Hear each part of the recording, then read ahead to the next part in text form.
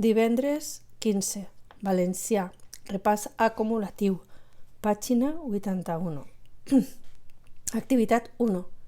Subratlla els prefixos o els sufixos de les paraules següents. Taxista, ista. Agradable, hable. Descobrir, ir. Prehistòric, òric. Paperera, era. Compartir, ir. Impossible, im.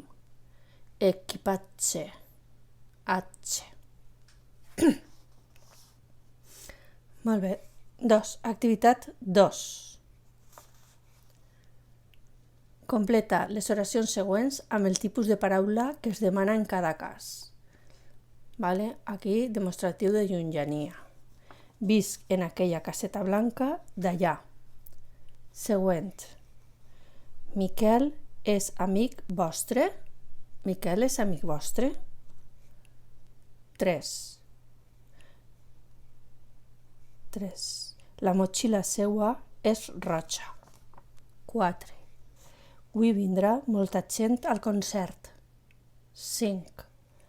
La sala d'exposicions es troba a la 4ª planta.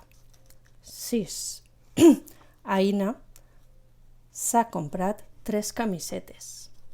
Molt bé. Exercici 3. Explica per què porten accent o dièresi les paraules següents.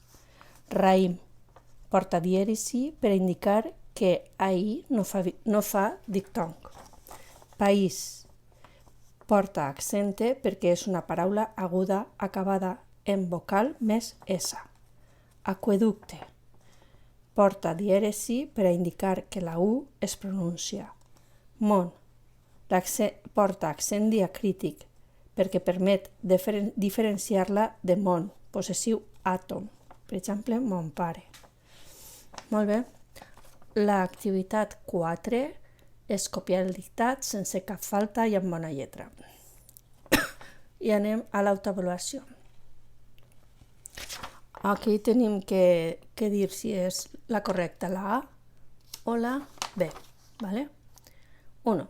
Les paraules dringar, velar, xuplar són